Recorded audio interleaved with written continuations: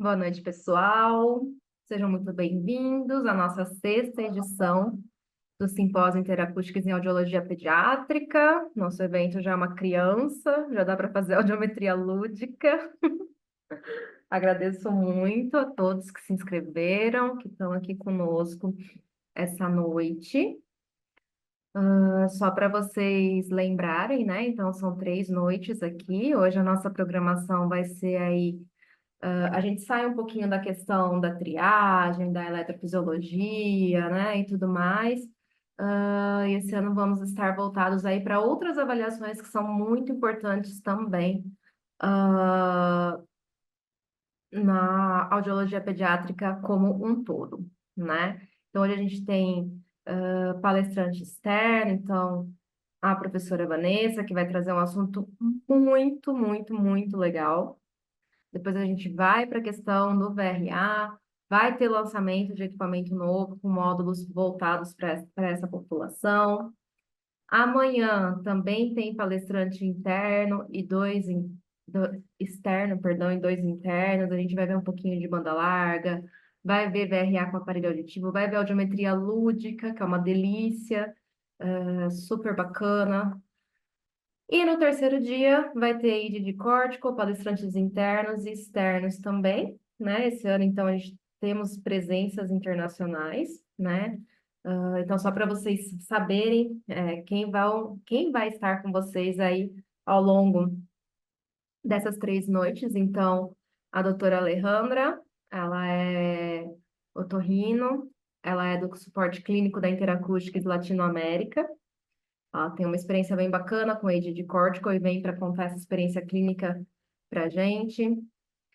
A Gabriele Merchan, ela é audiologista e pesquisadora em ciências da audição e é diretora lá no Boystown, né? Então, um hospital e uma instituição de pesquisa super renomada dos Estados Unidos. Ela vem para falar da pesquisa dela com audiometria de banda larga. Eu, né? Já sou velha de guerra aqui no evento, enfim, tô desde o primeiro. A Nayara, esse é o primeiro ano dela, então a Nayara, ela é fonoaudióloga nova aqui na Interacoustics. Talvez vocês já conheçam a carinha dela, ela era da Sonic, né, do mesmo grupo aqui da Damond, e agora ela veio aí como um presente aqui para nós na Interacoustics. E a professora Vanessa, que é minha amiga, muito querida, foi minha roommate, enfim, e que também já está aqui há alguns anos participando do simpósio conosco, tá? Então, eu vou pedir para vocês colocarem todas as perguntas no question and answer, e nós vamos aí responder ao final. Eu vou colocar para vocês, no final da última apresentação, um link no chat, que é uma lista de presença com avaliação do evento. É a lista de presença também para garantir o certificado e para garantir que sejam enviados aí alguns materiais que nós vamos utilizar ao longo desses dias, tá bom? Aqui conosco, além da Vanessa e da Nayara, nós temos a Fabiana, que é nossa diretora aqui na Interacústicos. Boa noite, Fabi. pessoal. Obrigada pela presença de todos. Que alegria, que webinar mais gostoso. Estou super ansiosa para aprender também.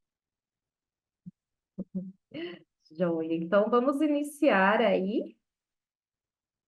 Eu tenho toda a satisfação e alegria de chamar a Vanessa, minha amiga, professora doutora Vanessa Luiza Destro Fidêncio, ela que é fonoaudióloga, ah, e doutora em ciências pela USP de Bauru, especialista em audiologia e linguagem pelo Conselho Federal de Fono, e ela é docente do programa de graduação e de pós-graduação da Universidade Tuiuti do Paraná. Boa noite, pessoal. Boa noite, meninas. É uma satisfação estar aqui novamente, né? Vários anos aí, como a Marina disse, junto com vocês, essa parceria. Então, fico bem feliz da gente dar continuidade nesse evento que vocês preparam com tanto carinho, né? De forma gratuita aí, com palestrantes tão especiais e temas tão importantes. esse ano, então, como a Marina falou, eu venho participando vários anos e geralmente falando sobre reabilitação auditiva, sobre essa parte das crianças, né? Mas hoje eu vim falar do ponto de vista do diagnóstico precoce, mas pensando na colaboração, então, com outros profissionais. Eu vou compartilhar com vocês a minha tela, deixa eu ver se eu consigo aqui. E vocês me sinalizam se tá. Tá. Deixa eu só colocar no modo apresentação.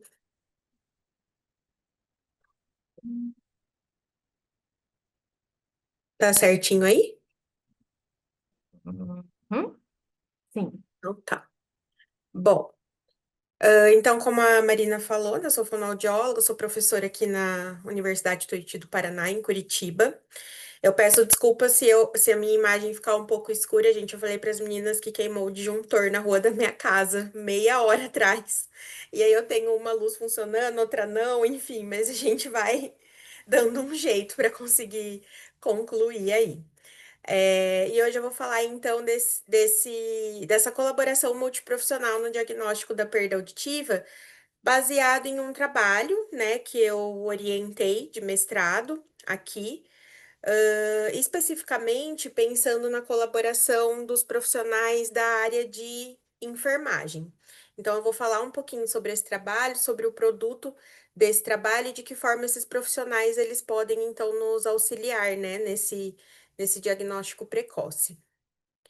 Então, esse slide, até um slide que ele já estava na minha apresentação ano passado no simpósio, que ele fala sobre o espiral da perda auditiva, né? O efeito espiral da perda auditiva. Então, quando a gente tem uma perda auditiva, a gente pensa lá que essa dificuldade na audição vai ocasionar uma dificuldade de linguagem, né? E isso vai aumentando para uma dificuldade da comunicação, experiencial. Então, a quais experiências essa criança vai conseguir estar exposta, né, por conta dessa perda auditiva, vai influenciar na parte educacional, social. A partir do momento que influencia na parte educacional, vai influenciar na parte vocacional. Influenciando na vocacional, vai influenciar no econômico, né? A quais empregos essa pessoa vai poder se candidatar depois, mais para frente, enfim. Então a gente tem sempre esse espiral que quando a gente intervém precocemente, a gente consegue então mitigar esses efeitos da perda auditiva, né? Então, por isso que a gente bate tanto na tecla, né, dessa questão do diagnóstico, da intervenção precoce, pensando nisso e pensando, claro, nas questões de plasticidade, de reorganização cortical. Então, a gente sabe que crianças com perda auditiva, elas se beneficiam da intervenção tecnológica precoce, né? E essa intervenção no período de maior plasticidade neuronal pode minimizar essas consequências da perda auditiva. E essa audição vai estar aí diretamente relacionada à linguagem falada e todos aqueles outros aspectos que eu falei no slide anterior.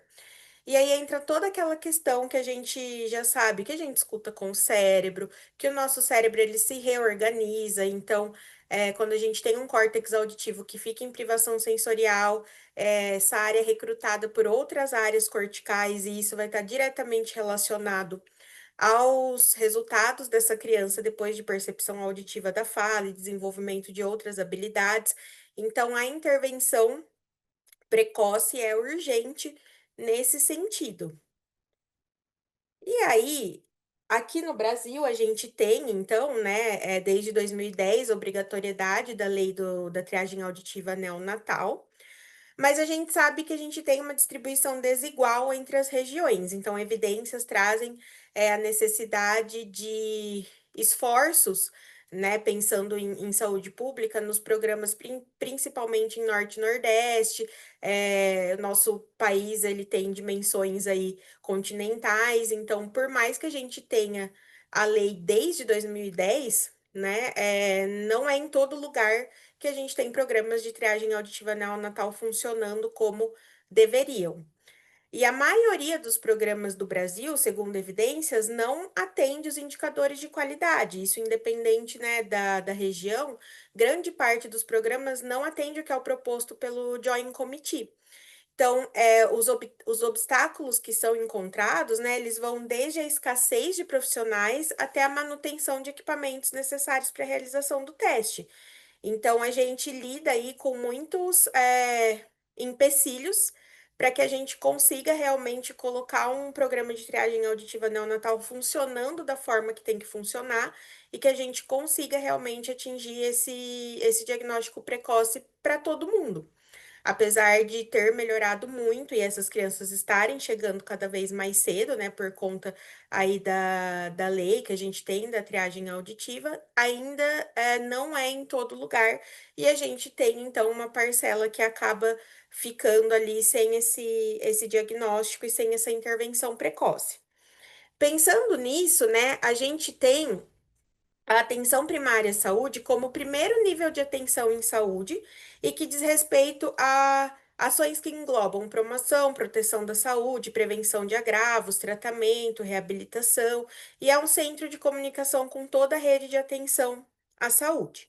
Então, um local, né, para a gente pensar em um processo colaborativo multiprofissional, pensando que a gente pode ter profissionais ali na atenção primária à saúde que estão em contato com essas famílias e com essas crianças desde o nascimento.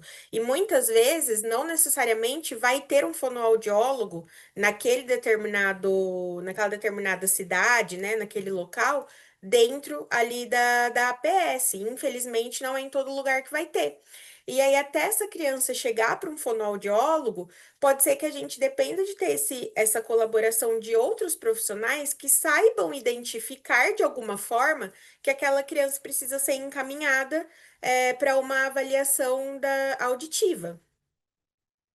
Então, pensando nisso, né, eu orientei um trabalho de mestrado aqui, que a aluna defendeu agora em julho desse ano, que o título foi Diagnóstico Precoce da Perda Auditiva na Infância e Elaboração de um Material Educativo para Enfermeiros da Atenção Primária à Saúde. Então, quem fez esse trabalho, né, sob minha orientação, foi a Marli. Ela é uma enfermeira. Então, aqui eu estou como professora, né, na graduação em fonoaudiologia e também no programa de pós-graduação em saúde da comunicação humana. No nosso programa, a gente tem profissionais de outras áreas, né? Claro que dentro de temáticas que estejam inseridas ali dentro do que o programa preconiza, pensando em saúde da comunicação humana, né? Que tenham aderência ao tema que a gente trabalha. E aí, essa aluna chegou, então, querendo desenvolver um mestrado, e ela atuava na APS, né? E quando a gente começou a conversar, ela, como enfermeira, desconhecia muitas coisas, né? Então, ela falou: Nossa, eu não sabia que tinha uns marcos do desenvolvimento auditivo, né, para as crianças pequenas, para os bebês. Então, a idade que localiza para os lados, para cima, para baixo, enfim, ela falou: eu realmente não sabia disso. Então, vai para além de saber manusear um dispositivo, porque às vezes a gente pensa assim, ai, saber orientar, mexer num aparelho auditivo, que o paciente pode chegar com o aparelho auditivo. Então, isso é um outro processo que a gente pode ter uma colaboração multiprofissional. Mas a gente pode ir além disso, a gente pode pensar nesses profissionais ali auxiliando que essas crianças sejam encaminhadas o mais precocemente possível para uma avaliação. Então, dentro do mestrado dela, ela desenvolveu 2 trabalhos, então a gente tem desenvolvimento de 2 artigos, pelo menos no mestrado aqui, né? O primeiro foi Perda Auditiva na Infância, o que sabem estudantes e profissionais de enfermagem. E o segundo foi uma validação de um e-book, que eu vou mostrar para vocês, que a gente fez para enfermeiros da atenção primária à saúde. Então, a gente fez esse e-book para tentar direcionar, né? Ele está disponível gratuitamente, eu vou passar o link aqui.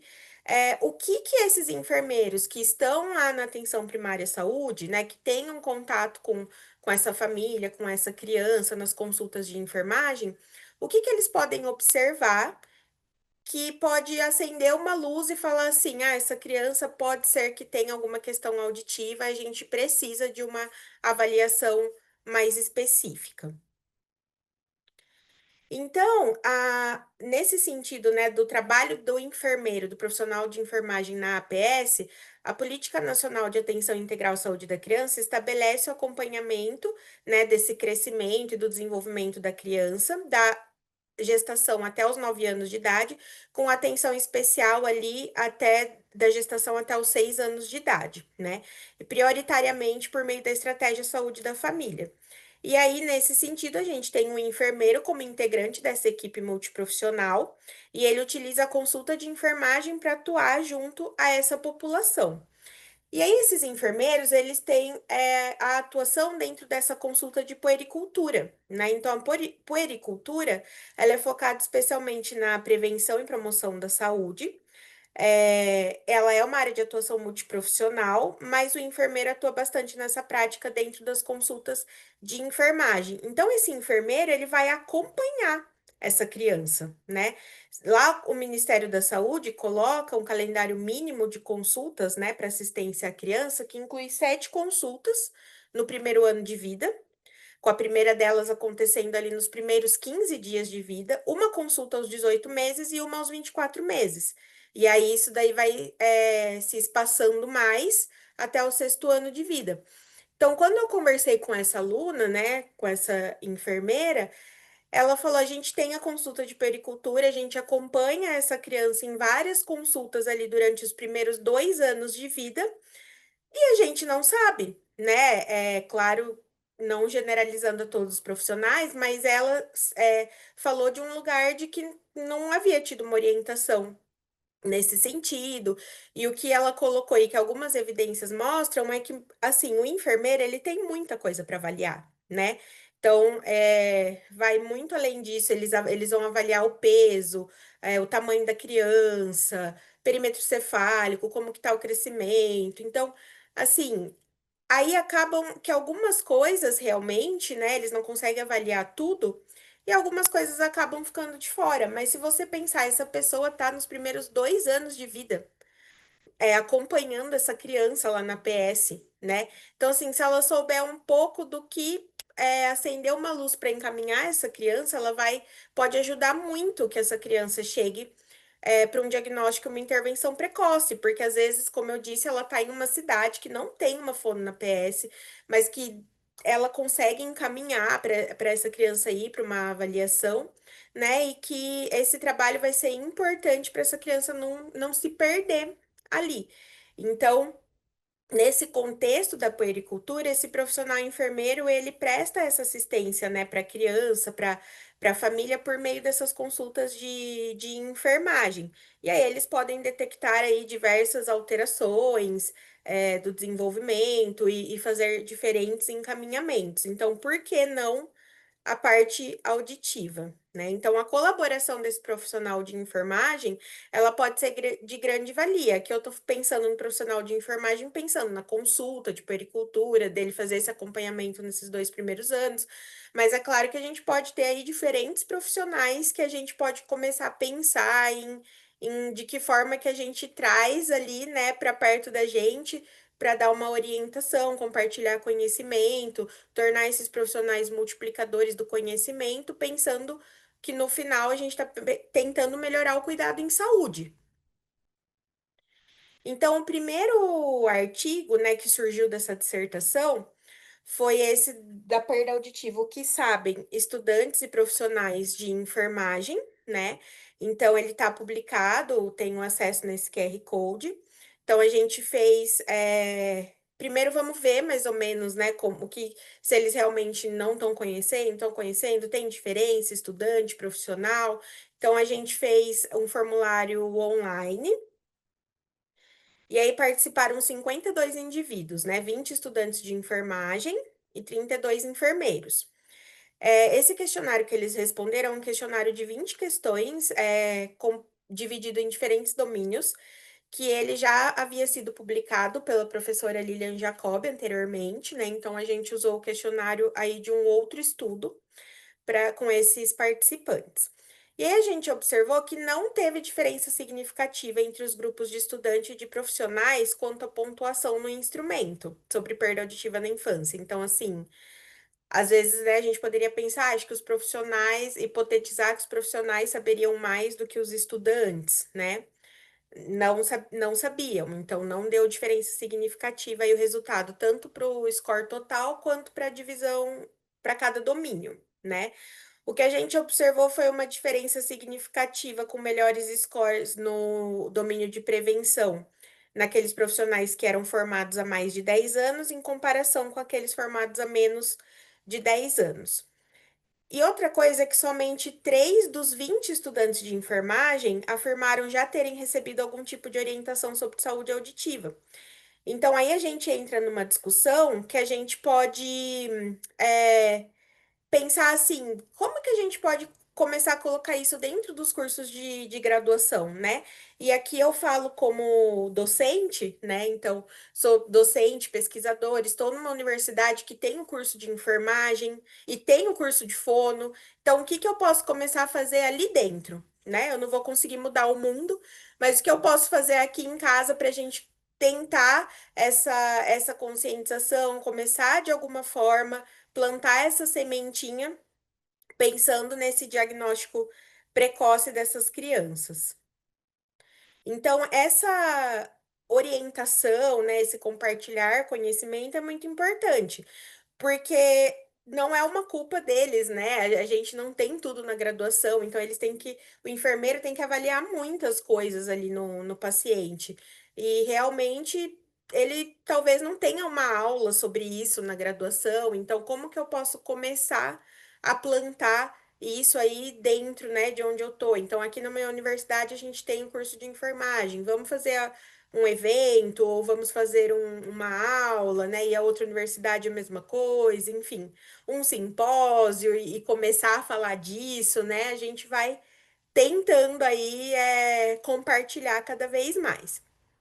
E aí, o segundo produto que surgiu dessa dissertação foi o nosso e-book, né? Porque a gente pensou assim, a gente pensou em fazer um curso, e aí mestrado é mais curto, né? Eu falei para a aluna, vai ser mais complexo fazer um curso nesse tempo. Então vamos pensar em um outro tipo de material.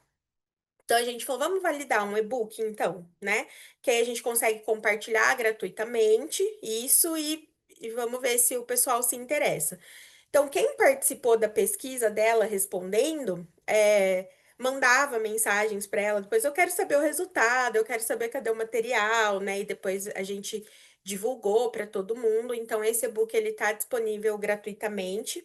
É só entrar lá no QR Code e fazer o download, pode compartilhar, né?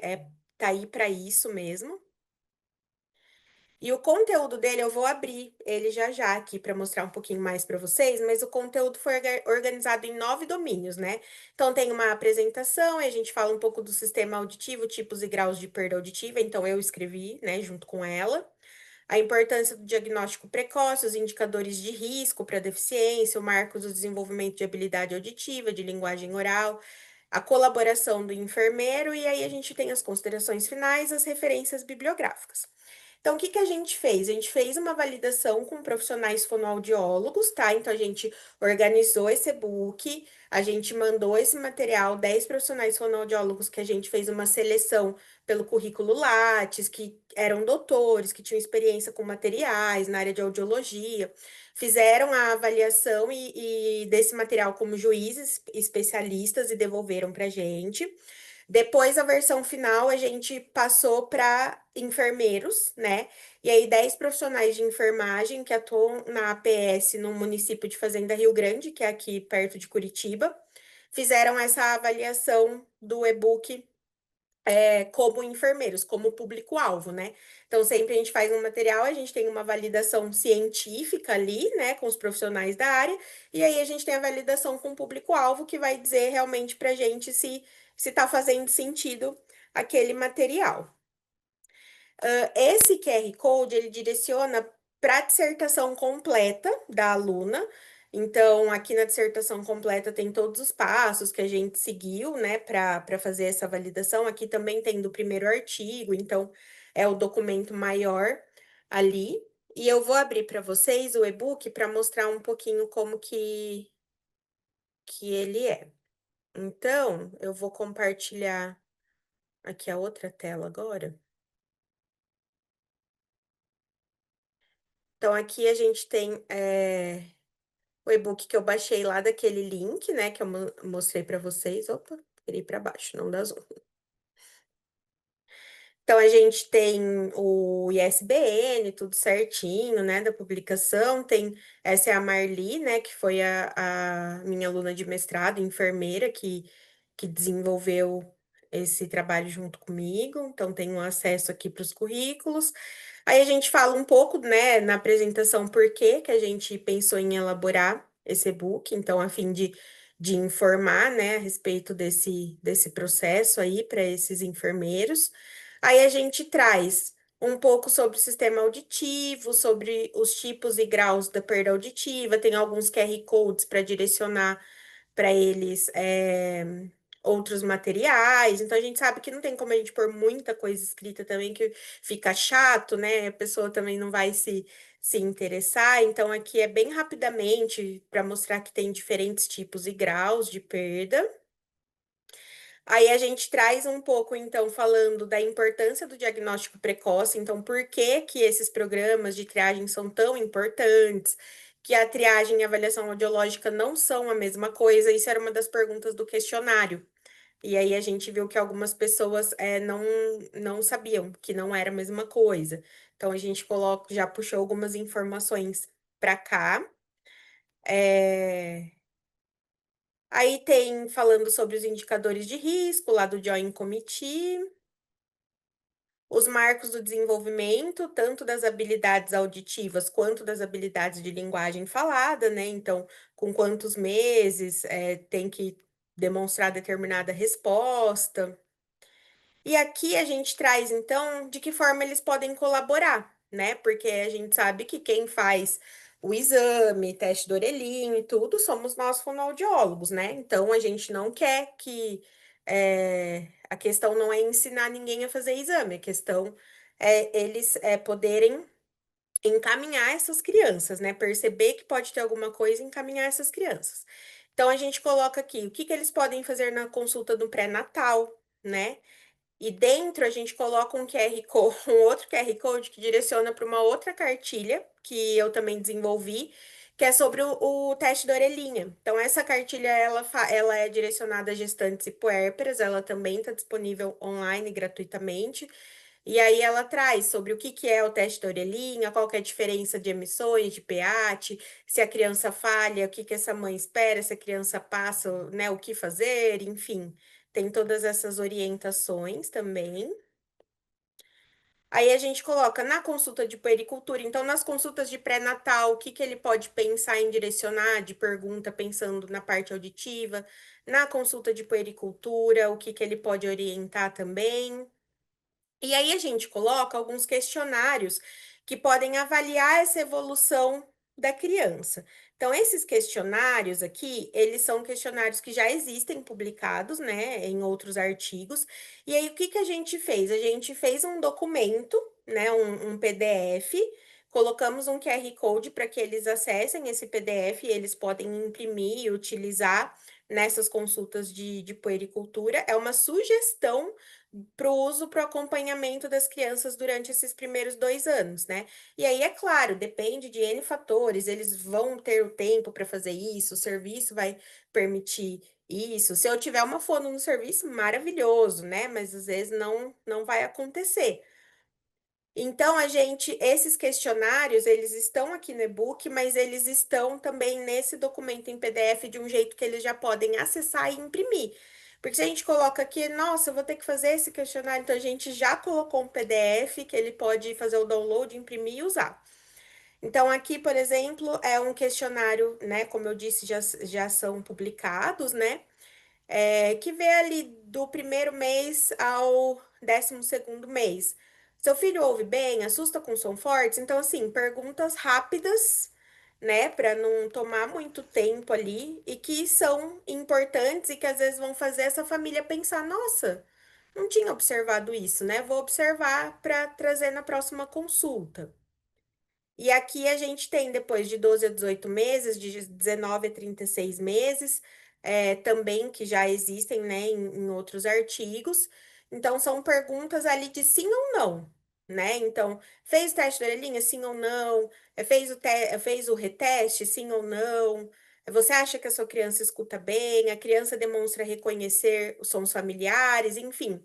Então, são perguntas que ele pode se atentar de fazer para esses pais nessas consultas, né?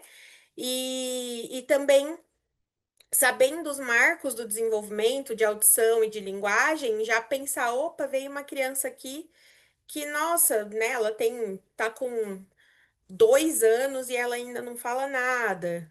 Então, assim, já começa a ter esse olhar diferente. Então, aqui a gente termina com um outro questionário que é o Little Ears, que também avalia habilidades auditivas. A gente coloca uma consideração final, colocando que, frente a qualquer suspeita de atraso no desenvolvimento, é necessário um encaminhamento para avaliação com fonoaudiólogo, o encaminhamento para um médico otorrinolaringologista. Então, nesse sentido, o enfermeiro deve prosseguir com os trâmites ali do seu território, né? Então, a gente traz sempre isso bem delineado e vem no sentido de tentar ajudar nessas consultas de pericultura, de puxar perguntas que, assim, direcione, de alguma criança tiver algo ali que ele perceba muito, que esteja muito latente ali, ele consiga fazer esse encaminhamento dessa criança, tá? Então, esse e-book ele está disponível gratuitamente, como eu falei, né? Vocês podem baixar, compartilhar, enfim, é para isso mesmo que a gente fez. Deixa eu só voltar aqui no meu Canva. Eu acho que é só um último slide de agradecimento mesmo. Então, esse trabalho veio nesse sentido. Eles se interessaram bastante, né? Os enfermeiros, eles gostaram bastante. Muitos falaram, nossa, eu não sabia que era isso, eu não sabia que os marcadores eram assim. Então, criou um interesse e um olhar diferente para isso, e acho que é uma via aí que a gente pode pegar para pensar nesse processo colaborativo. É óbvio que o cenário ideal é que a gente, como fonoaudiólogo, esteja, né, nos lugares e nos territórios, mas a gente sabe que não é sempre assim. Ainda mais quando a gente tem uma cidade, às vezes, menor, né? Tem as questões de recursos, enfim. Então, eu acho que essa colaboração aí é bem importante da gente compartilhar esse conhecimento para que essas pessoas consigam, pelo menos, né, passar para os outros e pensar em a gente tentar um cuidado melhor à saúde aí com as nossas crianças, tá bom? Eu agradeço mais uma vez pelo convite da Interacoustics, a parceria, estou sempre disponível para trocar com vocês, e é um prazer. Obrigada. Obrigada, Vanessa. O trabalho ficou lindo. Desde que você postou que tinha sido publicado, eu fiquei vidrada nele. Eu acho que quanto mais informação, melhor. E realmente é o que acontece. Muitos enfermeiros não têm conhecimento. Já vi pediatras também que não têm esse conhecimento e que se todo mundo da área da saúde tiver acesso, né, é muito melhor. Tem vários elogios aqui no chat. Pessoas perguntando se pode disponibilizar o e-book. Tem o link do e-book, Acabei de tá? colocar ali no chat. Isso, a Vanessa colocou no chat. Tem o artigo também. Depois, se alguém perder também, eu, pela lista de presença, pego e mando para vocês no e-mail. No question and answer, a Melina perguntando se a cartilha está disponível, tá no link que ela colocou no chat.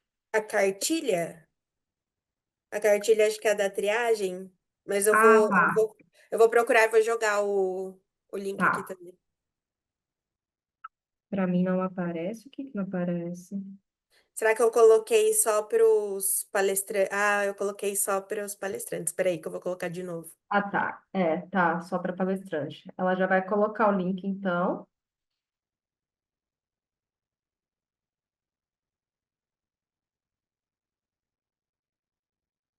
Veja só, Vanessa, a Gisele está te assistindo. Maravilhosa. Beijos. Tô vendo o coraçãozinho dela.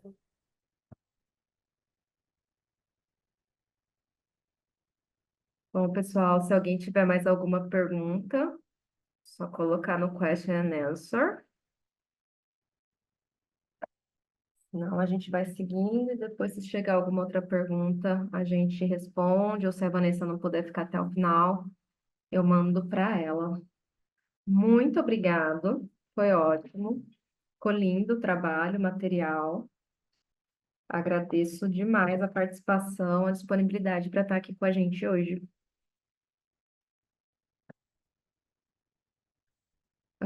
Acho que tem alguma coisa no question and answer? Tem. Alguém pedindo PDF. Acho que é do PDF e-book. Luiz, do e-book. Deve ser, mas no link consegue acessar o PDF. Pelo link você consegue acessar o PDF e baixar em PDF, tá bom?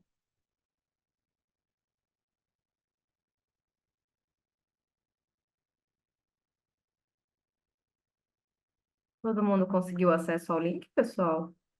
Sim, né? Agora tá, todo mundo.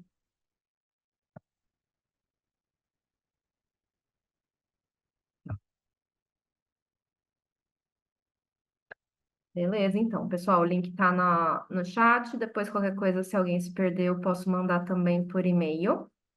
Obrigado, Vanessa. Foi ótimo. Eu vou dar continuidade, então. Vou compartilhar minha tela com vocês. Opa, deixa eu só ver que tem uma coisa no chat, mas acho que não é pergunta, né? Ah, não, é o link da cartilha também, pessoal, já tá no chat. Vocês veem minha tela?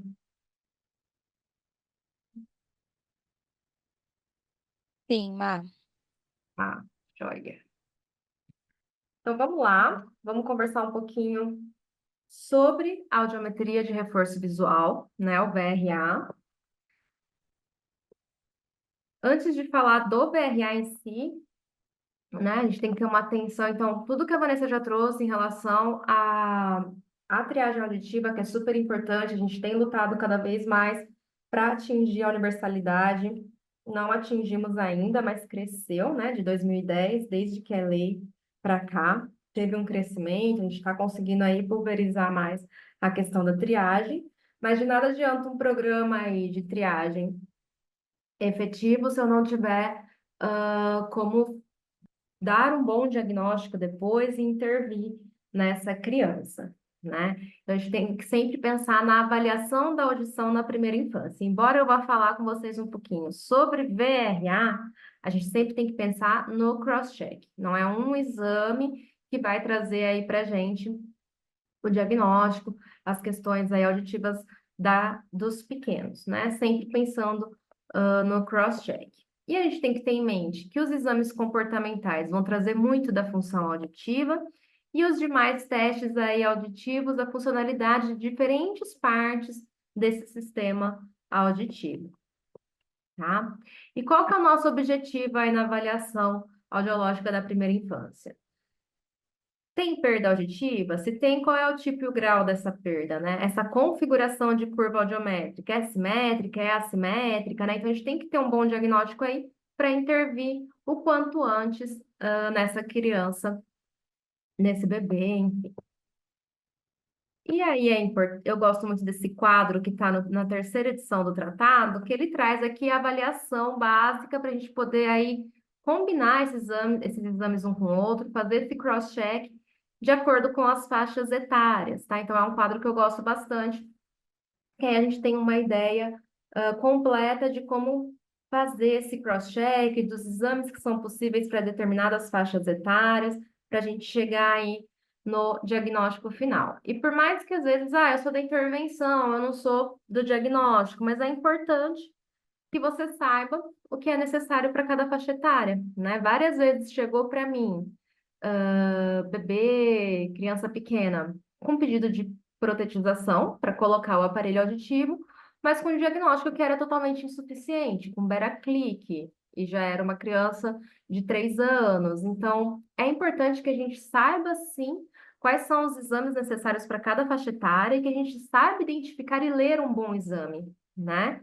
Porque se não tiver um bom diagnóstico na mão, a gente não consegue fazer uma boa intervenção, né? Então é bom não, é necessário que a gente saiba o que os exames que são necessários e se eles estão bem feitos, né? Bem realizados ou não. Se não tiver informação suficiente em mãos, tem que encaminhar de volta para esse diagnóstico, né? E o VRA a gente vê aqui no quadro como uma avaliação aí que pode ser feita a partir dos 6 meses até mais ou menos 2 anos e meio, né? E aqui só para completar o quadro, que não coube num slide só, a questão dos métodos fisiológicos, né? Então, o VRA já é um exame comportamental super importante, também não vamos só ter ele na avaliação, vamos combinar com os outros exames, mas ele é super importante também, né? E o VRA, às vezes, traz alguns desafios, assim como qualquer exame, né, na rotina clínica, e a gente tem que pensar em como sanar esses desafios e pensar em todos esses detalhes para ter um bom exame, né?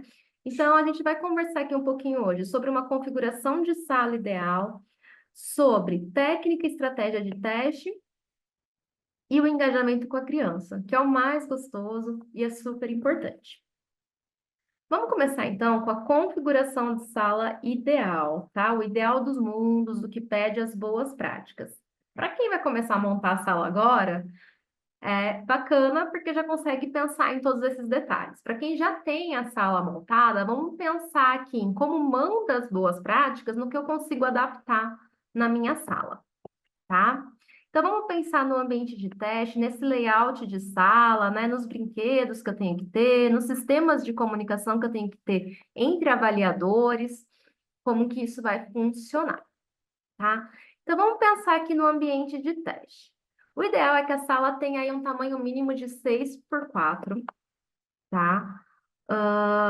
Uma luz regulável, que tenha aí, seja tratada acusticamente, claro, né? Se não for a cabina, que a sala seja tratada acusticamente, e que tenham 2 salas, tá? O melhor dos mundos, né? O que pede aí as boas práticas é que tenha uma sala onde fica o avaliador 1 e uma sala, que a gente vai chamar de sala de observação, enfim, e a sala onde vai estar o pacientinho, né? O nosso pequeno, com o avaliador 2, tá? E por isso, 2 vias de comunicação, para que esses avaliadores consigam se comunicar. E Marina, é você que está falando isso? Não sou eu.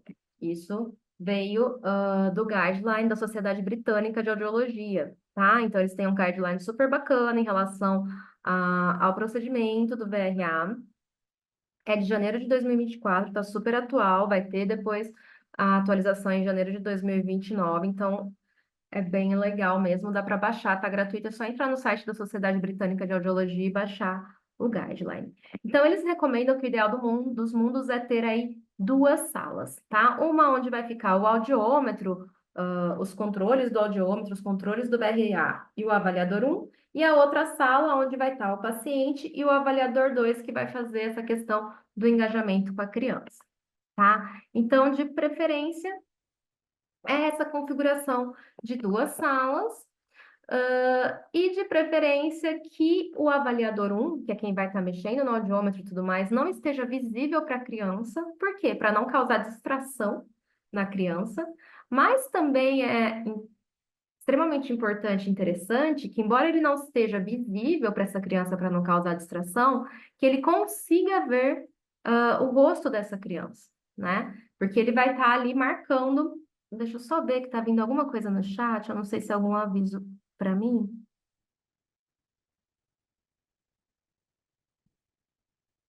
Não, é só uma Depois eu pergunta se a apresentação vai ficar disponível depois. achei que era alguma coisa do tipo, não tô ouvindo, ou por isso que eu fui olhar. Bom, pessoal, depois dessas questões da apresentação a gente conversa.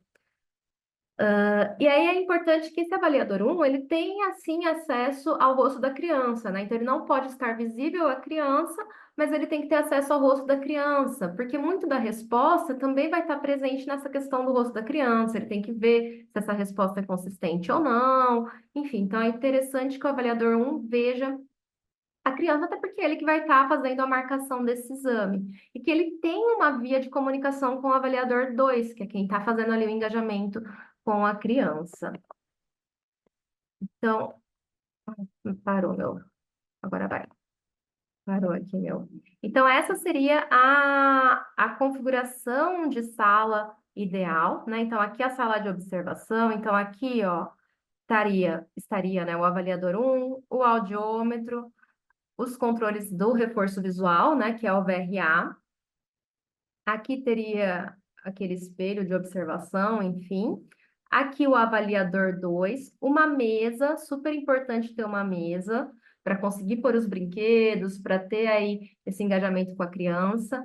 Aqui, aonde estaria a criança, as caixas de som, né, a 90 graus, se a gente for trabalhar com duas caixas, o reforço visual e um lugar para o acompanhante, para o pai ou para a mãe dessa criança, tá? Então, esse aqui é o ideal dos mundos, tá? Muitas vezes acontece de eu não ter uma sala dupla, vai ser uma sala única, né? E o que que a gente tem que pensar aqui? Como eu falei no início, vamos ver o que manda as boas práticas para a gente fazer as adaptações necessárias nessa sala. Então, o que que eu tenho que evitar quando eu estou trabalhando numa sala única para fazer esse VRA? Eu tenho que evitar a distração da criança com o avaliador 1, né? Então, eu tenho que ter esse avaliador 1 fora de vista da criança. Então, eu vou colocar o audiômetro, todos esses controles do avaliador 1 fora da vista da criança, mas de forma que ele consiga ver também o rosto dessa criança. Então, eu tenho que pensar nessa configuração da sala, né? Tem também que tomar cuidado com as pistas que podem dar esse avaliador 1, até mesmo no som, né? Mexendo no teclado do próprio audiômetro, enfim, né? Então, eu tenho que me preocupar também com dispositivos silenciosos, né? Que esse avaliador 1 vai utilizar.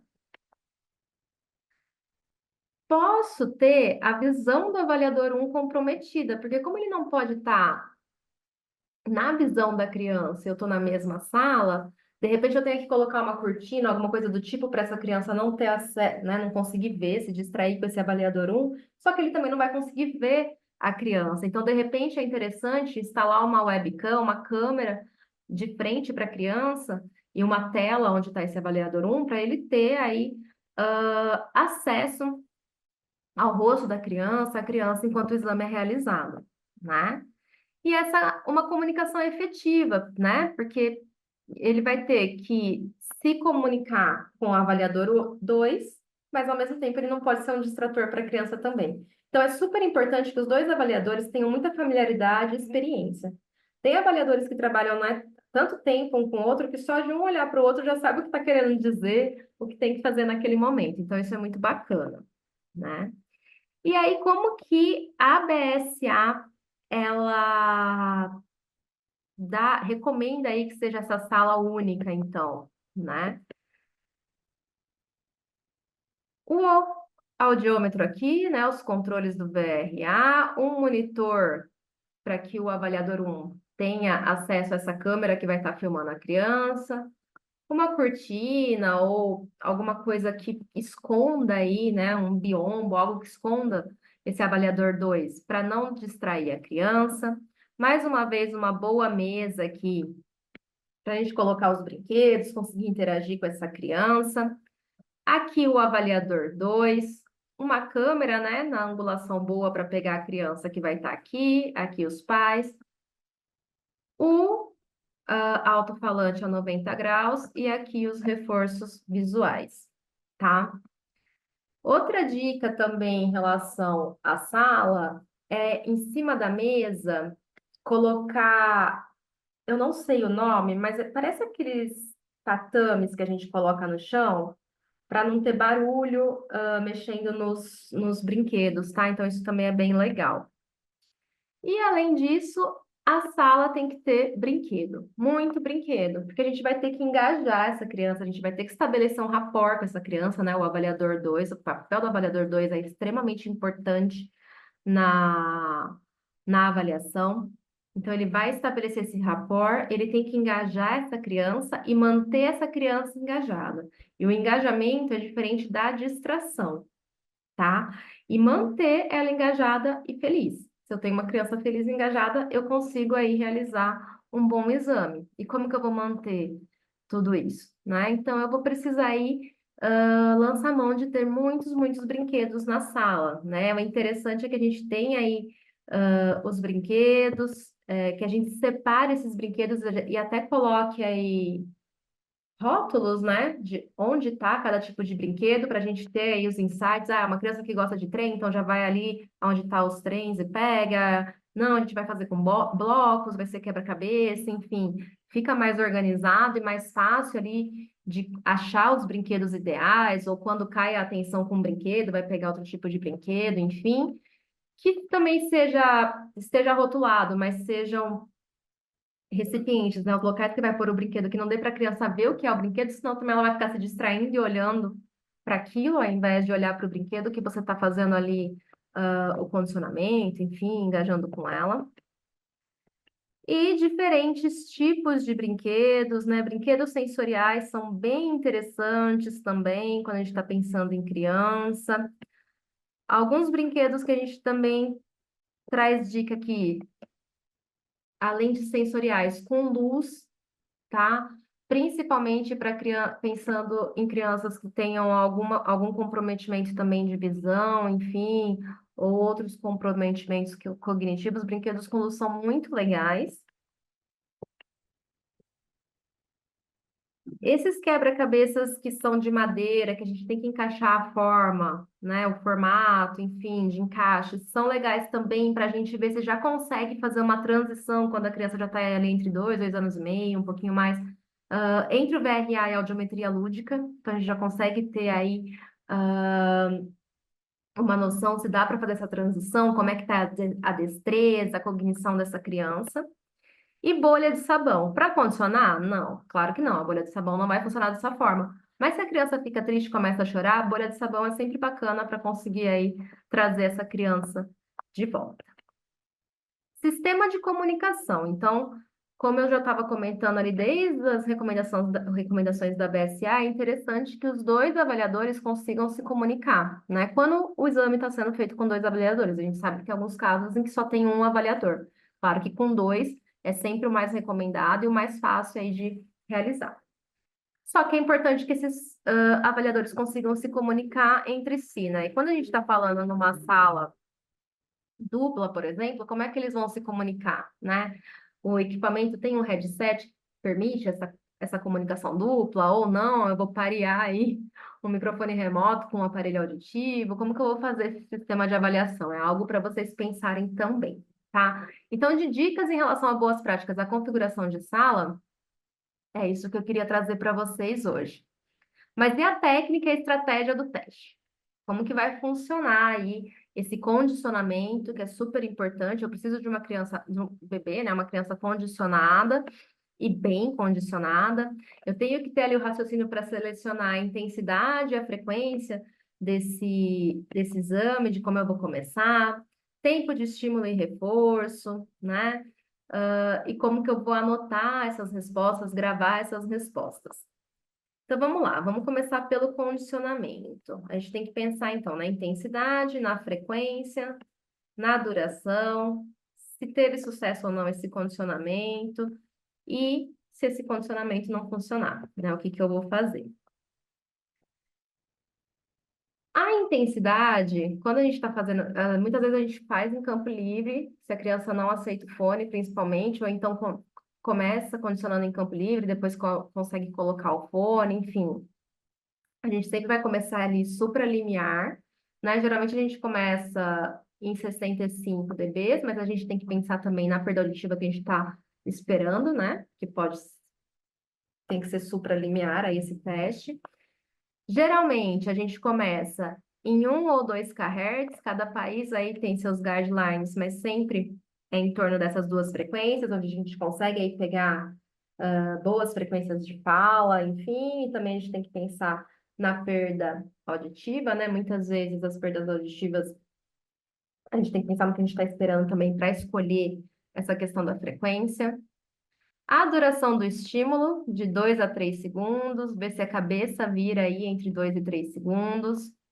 O sucesso do condicionamento, eu preciso ter duas respostas independentes, então eu preciso que a criança vire essa cabeça em direção ao estímulo duas vezes independente, sem o avaliador 2 levar a visão dessa criança para o estímulo, né, para o reforço visual. E se não funcionar, talvez eu tenha que aumentar a intensidade para a criança ter acesso a esse som, ou talvez eu tenha que mudar o reforço visual aí para um reforço de maior interesse da criança, ou de repente mudar a frequência, ou algo vibrotátil. Então, vamos começar pelas dicas de condicionamento, né? Quando a gente vai condicionar a criança, eu vou dar o estímulo e o reforço visual ao mesmo tempo, tá? Então, eu estou condicionando essa criança, eu dou lá o estímulo, o avaliador 1 vai dar o estímulo e vai dar o reforço visual ao mesmo tempo.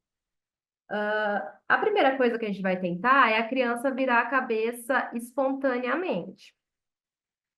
O avaliador 2, ele pode ajudar nesse momento também, usando um reforço aí social, apontando, acenando, sorrindo para essa criança. E o que que ele pode fazer também? Ele pode levar a criança, né, a visão, a cabeça da criança em direção ao reforço visual e ao estímulo, né? Então, é super importante o papel do avaliador 2, principalmente durante esse condicionamento, tá? Então, lembrando, quando eu estou condicionando, eu sincronizo estímulo e reforço visual, eu dou o estímulo e o reforço ao mesmo tempo, e a criança tem que virar a cabeça. Ela vira a cabeça, ouviu o som e viu o reforço, ela sabe, né? Se ela condicionar, claro, que sempre que ela ouvir o som e virar a cabeça, ela vai ver aquele reforço visual, né? Talvez no início ela não saiba que já virando. Se ela não virar espontaneamente a cabeça, seja interessante mesmo que o avaliador 2 faça essa questão de acenar, enfim, levar a criança para o reforço visual. Depois a gente vai ver vídeos e vai ficar mais fácil de entender o que eu estou falando. O interessante é que a gente utilize aí os reforços preferidos das crianças, não deixar o reforço por muito tempo, né? Sempre deixar a criança querendo mais. E se for um teste que está acima de 80 dB no campo, a gente tem que fornecer proteção auditiva, então EPI para quem está na sala, então o pai ou a mãe que está acompanhando, o próprio avaliador 2, enfim. Então, vamos ver aqui um BRA sendo feito com esse bebezinho. Então, vocês estão vendo que aqui eu tenho o avaliador 2, está sendo feito em uma sala dupla, tá? Que essa sala ela é separada, é a cabine aqui dentro, é uma cabine bem grande. E fora tá o avaliador 1 com o audiômetro e o controle do VRA, do reforço visual. Aqui tá a caixa de som e é um reforço visual de tela, tá? É aqui que vai aparecer o reforço visual. O avaliador 2 está usando esse headset para se comunicar com o avaliador 1, que o equipamento permite essa comunicação. Vamos ver o vídeo.